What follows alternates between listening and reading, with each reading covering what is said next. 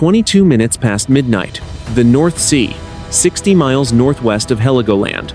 The Russian submarine Kazan hung suspended in the black water, its hull invisible against the lightless depths. The crew had been at battle stations for 3 hours, waiting for a signal that many hoped would never come. The order to fire had been received 6 minutes ago, but the hatches remained sealed. As the final targeting sequences were uploaded, the water outside the double hull was freezing, and under immense pressure, a weight that pressed against the steel with a low, rhythmic groan that felt like the ship was breathing. Inside the control room, the only light came from the dull red glow of the tactical displays and the flickering green of the sonar consoles. Captain second-rank Viktor Volkov stood behind the helmsman, his hand gripping a cold steel rail to steady himself against the slight pitch of the boat. His eyes were fixed on the master firing panel where 8 circular icons glowed, a steady, expectant amber. The order had come from Northern Fleet Command, encrypted and verified through 3 separate channels. To ensure no mistake could be made, it was a strike order for a NATO fuel terminal in the industrial heart of Hamburg, a target over 800 kilometers away. The Kazan was a Yasen-M class submarine, the most advanced Predator in the Russian inventory, and it was about to reveal itself to the world. Volkov gave the command in a voice that was low and steady, masking the adrenaline surging through his chest. He ordered the outer doors on tubes 1 through 4 to be opened. The sound of heavy hydraulics echoed through the forward compartments, a mechanical groan that felt like the ship was coming alive in the dark. Freezing seawater rushed into the silos, surrounding the 3 M14 Kalibr cruise missiles. With the weight of the ocean, the pressure equalized with a final, hollow thud that vibrated through the floorboards. The sonar operator, a 20-year-old boy from Murmansk, pressed his headphones tighter against his ears, listening to the distant, high-pitched whine of the missile guidance systems powering up inside their canisters. The command to fire was given with a single, sharp exhale. A massive jolt slammed into the Kazan, throwing the standing crew members against their stations as the first missile was ejected. The Kalibr was pushed from its tube by a high-pressure gas generator, a cylinder of steel and high explosives, launched like a massive bullet from the seabed. It cleared the hull by 10 meters before its underwater booster motor ignited, a dull roar that the sonar operator felt in his teeth. The missile tore through the water, leaving a swirling trail of white bubbles and steam as it raced toward the surface at over 100 kilometers per hour. On the surface of the North Sea, the water suddenly bulged and broke in a violent eruption. The missile burst into the night air, shedding seawater like a shimmering skin before the first stage dropped away. 3 seconds later, the main rocket motor kicked in. With a scream that tore the silence of the ocean apart, a column of white and orange fire reached into the dark sky, illuminating the rolling waves for miles in every direction. The missile leveled out, its stubby wings snapping into place, with a mechanical click as it dropped to an altitude of only 20 meters above the water. Every 15 seconds, the sequence repeated. Second, launch. Third, launch. Fourth, launch.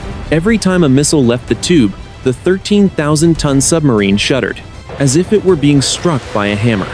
4 pillars of fire rose from the depths, casting long, dancing shadows across the whitecaps of the cold sea. The air near the surface smelled of ozone and the sharp chemical bite of burning propellant.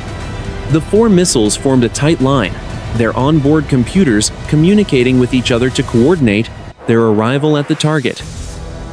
They were moving at 800 kilometers per hour, skimming so low that their exhaust spray kicked up a fine mist of salt from the sea surface. Back in the command center of the Kazan, the icons on the screen turned from amber to a hollow, dark gray. The tubes were empty, and the secret of their position was now written in fire across the sky. Volkov did not wait to watch the telemetry. He ordered the ship to dive to 200 meters and rig for silent running. The Kazan tilted its nose down, the massive propellers pushing the vessel back into the safety of the deep. Above them, 4 streaks of white smoke were already disappearing over the horizon, heading straight for the coast of Germany. The peace of the North Sea had been shattered, and the fires in Hamburg were only minutes away. 12 minutes past the launch, the central North Sea. The four 3M-14 Kalibr cruise missiles screamed across the waves. They were no longer the pillars of fire that had erupted from the deep. They were now ghosts of gray steel and carbon fiber, flying at 850 kilometers per hour. Their small turbojet engines made a high-pitched whine that was lost in the roar of the wind. They flew at a constant altitude of only 15 meters. This was the sea skimming phase. Below them, the dark water was a blur of whitecaps and foam. The salt spray from the ocean surface coated their intake vents in a fine, crystalline crust. Each missile was a masterpiece of autonomous navigation. Their onboard computers used a combination of satellite guidance and inertial mapping. They did not need a pilot, they did not need a radio signal. They followed the curvature of the Earth with mathematical precision. Every 3 seconds, a small radar altimeter in the nose pulsed downward. It measured the distance to the water to within 5 centimeters. If a large wave rose up, the missile's control surfaces flicked instantly. It hopped over the crest and dropped back into the radar shadows. The air around them was cold and heavy with moisture. It felt like a solid wall that the missiles had to punch through. 300 miles to the east, the NATO air defense network began to flicker. On a small island off the coast of Denmark, a radar technician stared at a green screen. A tiny intermittent contact had appeared for a fraction of a second. It was gone before he could even call out to his supervisor. The radar waves from the massive shore-based arrays were hitting the tops of the waves and bouncing away. The calibers were too low. They were hidden in the clutter of the sea state. The technician adjusted his gain settings, but the screen remained empty. He checked the status of the satellite link. Everything was green. He assumed it was a flock of migratory birds or a glitch in the software. He did not know that 4 half-ton warheads were closing in at the speed of a passenger jet. The missiles reached the first waypoint near the German coastline. Their computers detected the change in terrain. The lead missile tilted its nose up 5 degrees. It crossed the sandy beaches of the East Frisian Islands in a heart-stopping flash of gray. The sound reached the ground long after the missile was gone. A group of teenagers on a midnight walk heard a sudden, violent crack in the air. It sounded like a whip being snapped by a giant. They looked up, but the sky was empty. The missiles were already miles away, over the flat, dark marshes of Lower Saxony. The environment changed from the open sea to the dense, humid air of the German interior. The smell of salt spray was replaced by the scent of damp earth and pine forests. The missiles dropped even lower, now hugging the contours of the land at 10 meters. They flew over sleeping villages and quiet farmhouses. Their shadows raced across the roofs of barns and the tops of silos. To the infrared sensors on the ground, they looked like small, hot needles moving through the dark. At the German Air Force tracking station, in Brocksettel, the alarms finally began to scream. A high-frequency radar unit had caught a solid return from the 4 objects. The computers instantly classified them as cruise missiles. The symbols on the tactical map turned a bright, jagged red. The duty officer felt his stomach drop as he realized the trajectory. They were headed directly for the port of Hamburg. He grabbed the secure line to the NATO Combined Air Operations Center. His voice was tight, the words coming out in a rapid-fire burst. He reported the speed, the altitude, and the estimated time to impact. He was told that the nearest interceptors were still 6 minutes away on the ground. The missiles would be at the target in 4. The Kalibrs began their final approach maneuvers. They were no longer flying in a straight line. They began to weave, a series of pre-programmed S-turns designed to confuse any defensive fire. They were low enough now that they were flying between the blades of giant wind turbines. The massive white rotors spun slowly, in the moonlight, nearly clipping the wings of the passing weapons. The turbulence from the turbines tossed the missiles like toys, but their gyroscopes corrected the path in milliseconds. They were relentless. They were silent until the very last moment. The city lights of Hamburg were now a glowing amber dome on the horizon. The missiles surged forward, their engines glowing a dull red in the blackness of the night. 12:35 in the morning. The Harburg Petroleum Terminal, Hamburg. The massive steel cylinders of the NATO fuel reserve loomed over the southern bank of the Elbe River. Each tank held over 100,000 tons of high-grade aviation fuel and diesel. They were painted a dull industrial gray. The structures stood 30 meters high, shrouded in a thin, freezing mist that rolled off the black water of the harbor. This was the lifeblood of NATO's northern defense. If these tanks went dry, the tanks in Poland and the jets in Norway would stop moving within 48 hours. The air here was heavy. It smelled of cold river silt and the thick, oily scent of heavy diesel. A skeleton crew of 12 workers moved through the maze of pipes. They were checking the pressure valves on the main delivery manifold. The only sound was the low, rhythmic thrum of the massive electric pumps. It was a vibration that could be felt in the soles of their boots. The yellow sodium lights of the terminal cast long, sickly shadows across the wet asphalt. To the north, the lights of the main city of Hamburg twinkled with a deceptive peace. No one in the terminal looked at the sky. No one expected a visitor from the sea. Suddenly, the harbor birds erupted. Thousands of gulls and terns rose from the pier pilings in a frantic, screaming cloud. They sensed the pressure wave before the human ear could register the sound. 5 seconds later, the low-frequency drone arrived. It was a sound like a tearing sheet of metal, growing louder with every heartbeat. It was not the roar of a jet engine. It was something sharper, something more predatory. A security guard on the perimeter fence turned toward the west. He squinted into the dark, his hand reaching for his radio. He saw a flicker of gray movement just above the surface of the river. It was moving too fast for a boat. It was too low for a plane. The object was a 3M14 Kalibr missile, its skin glowing a faint, dull red from the friction of the air. It was less than 2 kilometers away. The guard tried to speak into his radio, but his throat was dry. He watched as the first missile performed a violent pop-up maneuver. It pulled 30 Gs of force, leaping 300 meters into the air in a single second.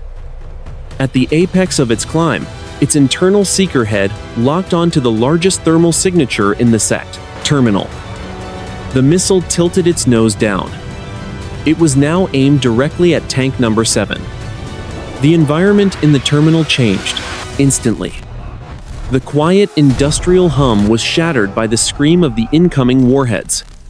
The air began to vibrate with a violent, high-pitched whistle. The workers on the ground finally looked up. They saw the 4 streaks of fire descending from the black sky.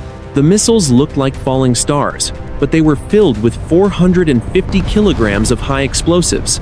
The light from the missile engines bleached the gray tanks white. The heat from the exhaust began to flash boil the moisture on the surface of the pipes. Steam hissed into the air, creating a white shroud around the target. The lead missile was now only 500 meters from impact. It was traveling at nearly the speed of sound. The terminal was no longer a place of work. It was a box of matches waiting for a strike. The silence of the night was gone forever. The first missile's nose cone touched the thin steel skin of the storage tank. In that microsecond, the physical world of the Harburg terminal ceased to exist. The pressure, the heat, and the metal were about to become one. 12:36 in the morning.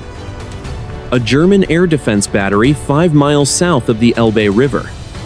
The IRIS-T surface-to-air missile system was finally live. The crew had been sprinting since the first alarm at Broxetel, their boots pounding against the frozen gravel of the launch site. The radar unit, a massive rotating slab of electronics, was already bathed in a pulsing blue light as it swept the horizon. It was searching for 4 needles in a haystack of industrial noise.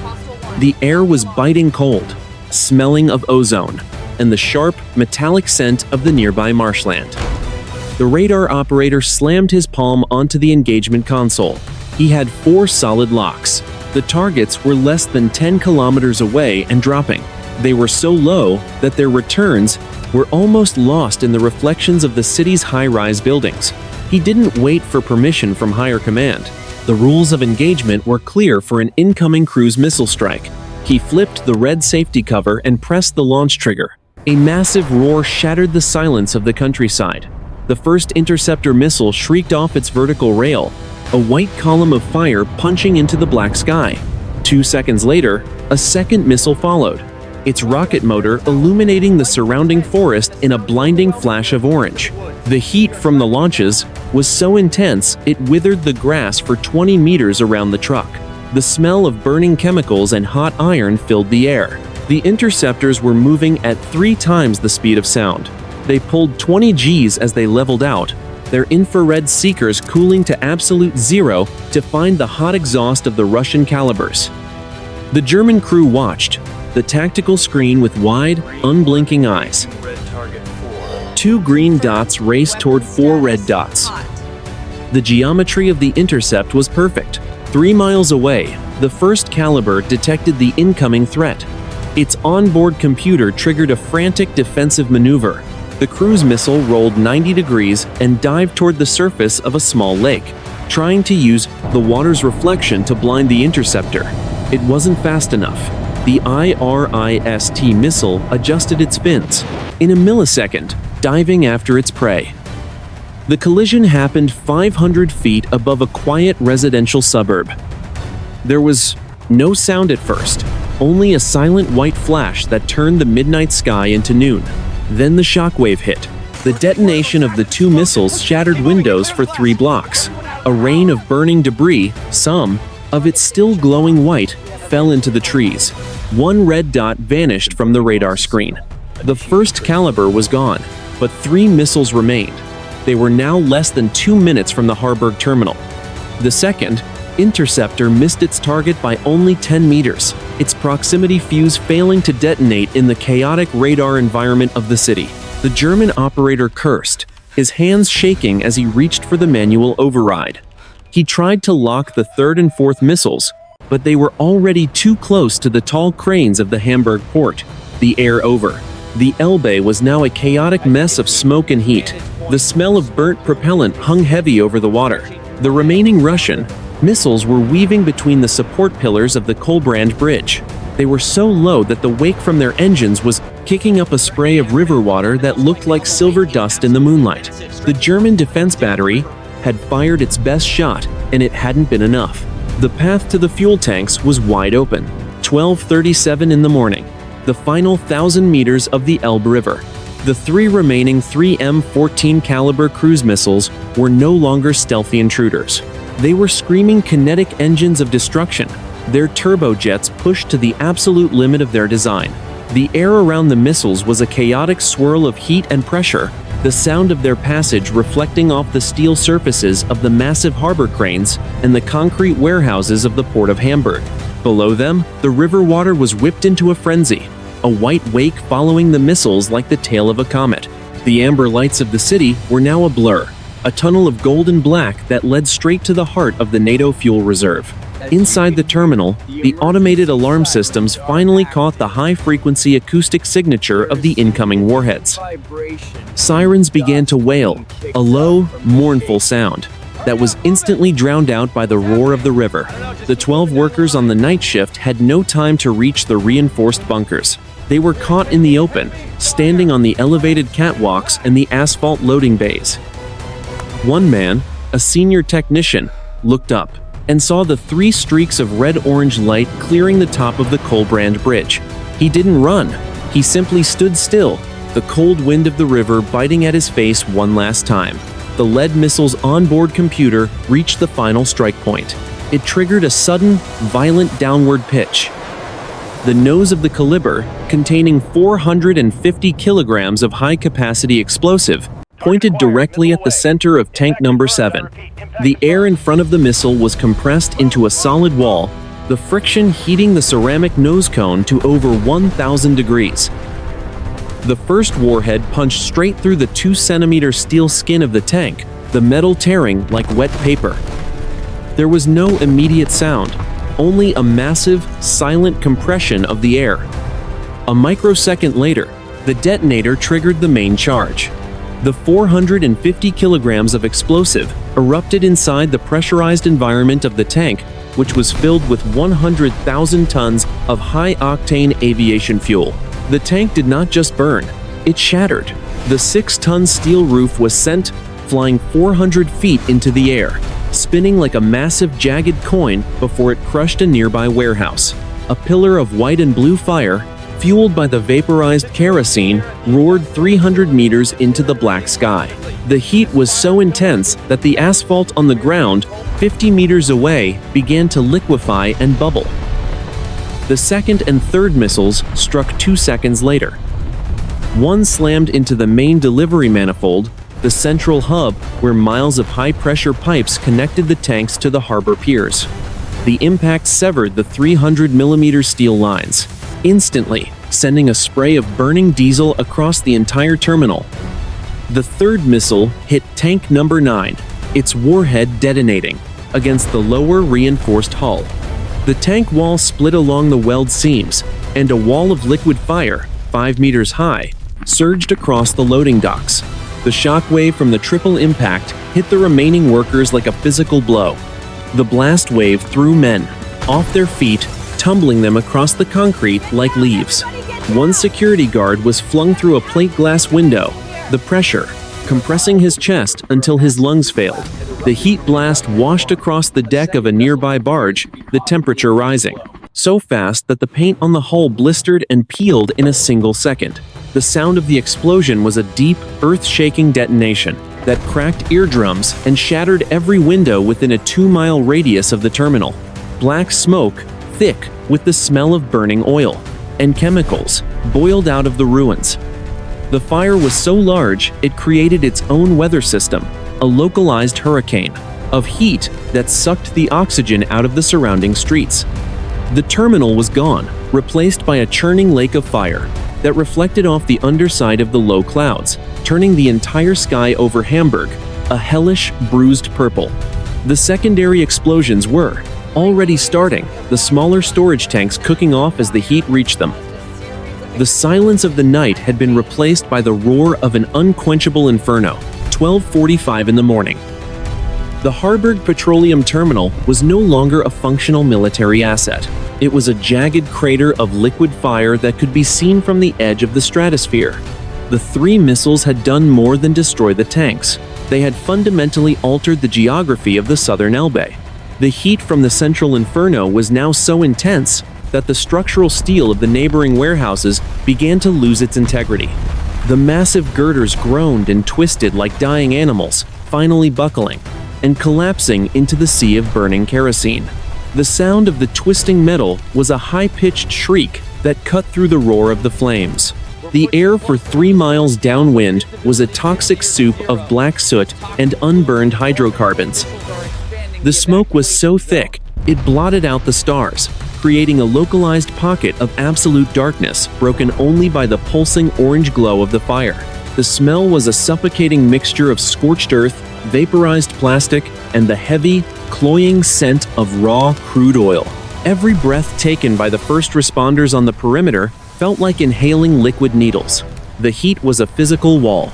It pushed back the fireboats of the Hamburg Fire Brigade, their water cannons evaporating into steam long before they touched the heart of the blaze. On the surface of the Elbe River, a slick of burning aviation fuel began to drift with the tide. It was a carpet of orange flame that moved slowly toward the main shipping channels of the port of Hamburg. The wooden pilings of the old piers caught fire one by one, a chain reaction of destruction that moved with the current. The river itself seemed to be on fire. The reflection of the flames turned the black water into a churning mirror of gold and crimson. 200 miles to the west, at the Alliance's regional command center in Ramstein, the tactical maps were bleeding red. The loss of the Harburg terminal was a catastrophic blow to the northern logistics grid. Status reports from 5 different airbases arrived in a frantic burst of encrypted data. The fuel reserves for the F-35 Bravo squadrons in the Baltic were now measured in hours, not days. The tankers that were supposed to resupply the armored divisions in Poland were now diverted to empty piers. The supply chain had not just been broken, it had been severed with surgical precision. The commanding officers at the center sat in a stunned silence that lasted exactly 4 seconds. Then, the room erupted. Orders were barked over secure lines to ground all non-essential flights across northern Europe. Every available fuel truck from as far away as France and the Netherlands was ordered to begin a high-speed transit toward the German coast. It was a desperate attempt to plug a leak that was already a flood. The strategic reality was cold and hard. Without Harburg, the Alliance's ability to project power in the North Sea had been cut by 60% in less than 10 minutes. Back at the terminal, the secondary explosions continued.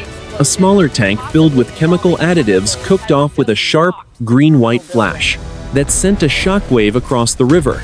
The blast shattered the remaining glass in the harbor master's office a mile away. The ground beneath the terminal shuddered as the massive underground pipelines ruptured under the heat. Thousands of tons of fuel were still surging into the fire, fed by the gravity of the surviving storage units. The security guard who had seen the first missile was gone, his post reduced to a pile of charred ash and twisted wire. The 12 men of the night shift were now statistics in a war that had not yet been officially declared. Their vehicles in the parking lot were skeletons of melted aluminum and blistered paint. The silence that usually hung over the harbor at this hour was replaced by a low-frequency rumble that shook the foundations of the city's skyscrapers. The fire was now so large, it began to create its own wind. A firestorm developed, sucking cold air from the surrounding streets and feeding it into the central column of heat. The wind speed near the base of the fire reached 60 kilometers per hour. It tore the hats off the firefighters and sent debris flying into the sky. The city of Hamburg watched from across the water, 1 million people standing on balconies and street corners, their faces illuminated by the death of the terminal. The Russian submarine had achieved its objective. It had struck the throat of the Alliance and drawn blood. But the fire in the harbor was also a beacon. It was a glowing marker that pointed directly back to the North Sea. The shock of the strike was fading, and the rage of the Alliance was beginning to take its place. The sky over the German coast was about to fill with the sound of hunting engines. 1:30 in the morning. The central North Sea, 60 miles northwest of the German coast. The Poseidon aircraft of the United States Navy banked hard to the west, its twin engines screaming against the damp night air. It was a modified Boeing 737, a flying laboratory of sensors designed for one purpose: to find and kill submarines. Inside the pressurized cabin, the mission crew sat in a row of glowing workstations, their faces illuminated by the flickering green of the acoustic displays. The air in the plane was cold and smelled of recycled oxygen and stale coffee. They had been on station for 20 minutes, circling the last known position of the missile launches. The tactical coordinator gave a sharp command. 5 small hatches opened in the belly of the aircraft. With a series of rapid-fire thuds, a pattern of 64 sonobuoys was punched into the dark sky. Each buoy fell toward the ocean on a small parachute, their white silk canopies snapping, open in the wind. When they hit the freezing water, they deployed a long, weighted cable tipped with a sensitive hydrophone. The buoys began to drift with the current, listening to the secrets of the deep. They were the ears of the hunter, hanging in the blackness of the sea. Below the waves, the Kazan was moving at 3 knots. It was barely a crawl. Captain Volkov had ordered the ship into a thermal layer at 150 meters. The water at this depth was a different temperature than the surface, creating an acoustic mirror that bounced sonar waves away. The submarine was rigged for ultra-silent running. Every piece of machinery that was not essential for life was shut down.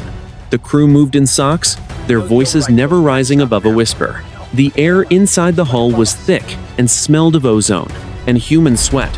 They could hear the distant, haunting clicks of the sonobuoys hitting the surface far above them. It sounded like rain on a tin roof. 10 miles to the south, the German frigate Sachsen cut through the 3-meter swells at 30 knots. The ship was a gray ghost, its radar-absorbent hull reflecting nothing back to the night. Its bow punched through the waves, sending a spray of freezing saltwater across the forward missile deck. In the Combat Direction Center, the sonar team was hunched over their consoles. They were monitoring the towed array a cable 2 kilometers long that was being dragged behind the ship. It was a massive string of sensors that could hear a propeller turning from 50 miles away. The frigate's commanding officer watched the tactical plot. He knew the Russian submarine was a Yasen-M class, a predator that was notoriously difficult to find. It was covered in an anechoic coating that swallowed sonar pings like a sponge. But the Kazan had a weakness. To launch those 4 missiles, it had to high-pressure gas from its ballast tanks. That gas had left a trail of microscopic bubbles in the water column. The Pate Poseidon had found the trail. The Pate dived toward the Whitecaps, leveling out at only 200 feet. The Pate dived to force. Pilot could see the white foam of the waves in the glow of the wingtip lights. The sensor operator on the plane suddenly tapped his screen. He had a contact. It wasn't a solid return, but a rhythmic thump-thump that repeated every 4 seconds. It was the sound of a cooling pump on the Russian reactor. It was the sound of a mistake. The operator sent the coordinates to the German frigate. The Sachsen adjusted its course instantly, the massive propellers churning the water into a white frenzy. The hunt was no longer passive. The German captain ordered the active sonar to be keyed. A high-pitched ping shattered the silence of the concept, North Sea. The sound wave tore through the water at 1,500 meters per second. It slammed into Tabre, the steel hull of the Kazan, and bounced back. On the German frigate, the return was a bright, solid dot of light. The Russian submarine was no longer a ghost. It was a target. Inside the Kazan, the sound of the sonar ping was terrifying. It was a loud, metallic clack that rang through the entire hull, as if a giant had hit the ship with a hammer. Volkov's eyes went wide. He knew the distance. He knew the speed of the hunter. He ordered the planes to be tilted down and the engines to be pushed to full power. The submarine groaned as it began a desperate dive toward the seabed. The cat-and-mouse game was over. The killing was about to begin. 1:35 in the morning, the North Sea. The German frigate Sachsen did not wait for a second confirmation. The captain gave the command to engage. A Mark 54 torpedo slid from its pneumatic rack with a sharp, mechanical hiss. It hit the freezing water with a heavy splash and disappeared into the black swells. The weapon was a smart hunter, its onboard sonar immediately pinging the dark water to find the steel hull of the Kazan. The air on the deck of the frigate was thick with the smell of burnt propellant and salt spray. The torpedo accelerated to 45 knots. It left a thin trail of bubbles as it dived toward the depth of 200 meters. Inside the Kazan, the sonar operator felt his heart hammer against his ribs. The sound of the incoming torpedo was a high-pitched whine that grew louder every second. He screamed the bearing to the captain. The submarine was no longer a silent ghost. It was a cornered animal. Captain Volkov acted with cold precision. He ordered the launch of the acoustic decoys. 2 small canisters shot out from the rear of the submarine. They began to emit a massive wall of electronic noise, mimicking the sound of the Kazan's engines. At the same time, Volkov ordered a hard turn to starboard and full power to the main turbines. The 13,000-ton submarine tilted 45 degrees. Men were thrown against the bulkheads as the floor became a wall. The propeller chewed through the water with a violent, low-frequency roar. The Mark 54 torpedo reached the cloud of decoys. Its internal computer hesitated for a fraction of a second. It chose the loudest target. The torpedo turned its nose toward the second decoy and ignited its final stage. The trigger was squeezed by the logic of the machine. The warhead detonated 50 meters from the Kazan's tail. A massive white flash bleached the darkness of the deep ocean. The explosion punched a hole in the water, creating a vacuum that collapsed with the force of a falling building. The shockwave slammed into the hull of the Kazan like a massive hammer. The submarine groaned as the steel plates compressed under the blast. In the engine room, a high-pressure cooling pipe shattered along a weld seam. Scalding steam hissed into the compartment with a deafening roar. The temperature in the room rose 40 degrees in 3 seconds. The engineers scrambled in the dark, their hands fumbling for the emergency shutoff valves. The smell of hot metal and burnt insulation filled the air. The Kazan shuddered but held together. The shock wave had knocked out the main sonar array, leaving the crew blind. Volkov did not hesitate. He used the chaos of the explosion to hide. He ordered the ship to dive to its crush depth of 450 meters. The submarine tilted its nose down, sliding into the silt and the darkness of a deep underwater canyon. Above them, the Flane, German frigate, and the Pate Poseidon searched the area. They dropped more sonobuoys, but the water was now a chaotic mess of bubbles and thermal layers from the explosion. The radar screens on the Sachsen were filled with static. The target had vanished. The ocean was a vast, lightless desert, and the Kazan had become a grain of sand. Inside the submarine, the emergency lights flickered to life. The crew stood in silence, listening to the dripping of water. In the bilge, the steam leak had been sealed, but the air was thin and tasted of copper. They were still alive, buried under 400 meters of black water. The hunt was far from over, but for now, the deep had claimed them. 4:30 in the morning. The edge of the Norwegian basin, 300 miles north of the German coast. The submarine Kazan was running at a depth of 600 meters, pushing into the cold, high-pressure layers of the deep Atlantic. The hull groaned under the immense weight of the water, a low-frequency protest of stressed steel that echoed through the narrow corridors. The internal lights were still set to a dim, bruising red, casting long shadows over the exhausted faces of the crew. They had survived the depth charges and the torpedoes, but the ship was scarred. A slow trickle of seawater hissed from a secondary seal in the aft compartment, the spray smelling of brine and wet iron. Captain Volkov sat in his command chair, his eyes closed. He did not need to see the charts to know they had cleared. The primary NATO searchnet. The sound of the German frigate's sonar had faded into the background noise of the ocean 2 hours ago. The Kazan was now a ghost again, moving at a steady 12 knots toward the Arctic Circle. Behind them, the North Sea was a hornet's nest of activity. But the hunters were looking in the wrong place. They were searching the shallow shelves of the coast while the Kazan was already sliding into the abyssal plains where the water was 2,000 meters deep. The strategic reality of the strike was now being felt across the entire European continent. In Hamburg, the fire at the Harburg terminal was still out of control. The black plume of smoke was over 40 kilometers long, drifting across the border into Denmark. Satellite imagery showed that 60% of the regional fuel reserve had been vaporized or burned. In the tactical operations centers of the alliance, the mood was one of suppressed panic. 3 tanker ships carrying 120,000 tons of crude oil were sitting idle in the mouth of the Elbe River, unable to dock at the melting piers. The fallout reached far beyond the flames.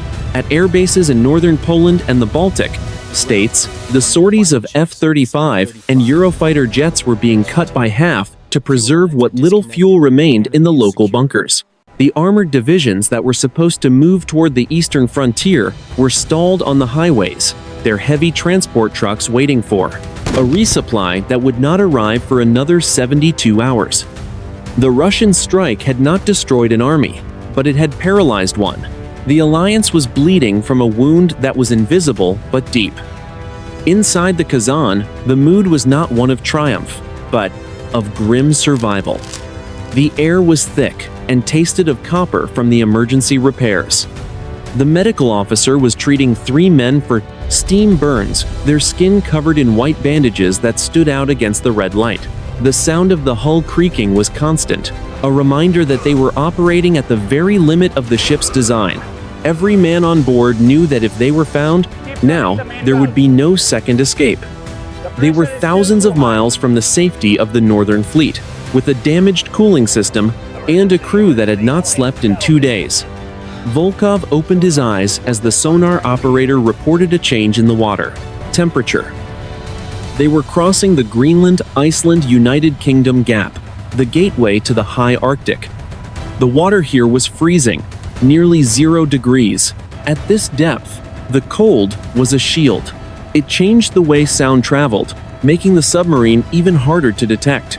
Volkov gave the order to descend another 50 meters. He wanted the weight of the entire ocean between his men and the sky. The environment outside the hull was a silent, lightless desert. There were no fish here, no birds, only the crushing pressure, and the absolute dark. The smell of the sea was gone, replaced by the sterile, recycled scent of the submarine's life support system. The Kazan tilted its nose down, the massive propellers pushing it into the trench. It was a descent into a world where no radar could reach and no satellite could see. By sunrise, the Kazan would be under the permanent ice pack of the North Pole. The missiles they had fired had changed the course of the war, but the ship itself would disappear as if it had never existed. The fire in Hamburg would burn for another 4 days, a glowing marker of a strike that had come from the dark. The Alliance would spend weeks analyzing the wreckage, trying to understand how a single vessel had caused so much damage. But the Kazan would not be there to answer. The submarine leveled out in the deep trench, its engines slowing to a whisper. The rhythmic thrum of the machinery became part of the background noise of the planet. The ocean was a graveyard of secrets, and it was opening its arms to claim one more. The hunt was over. The strike was complete. The silence of the deep Atlantic returned, cold and indifferent to the fires of the world above.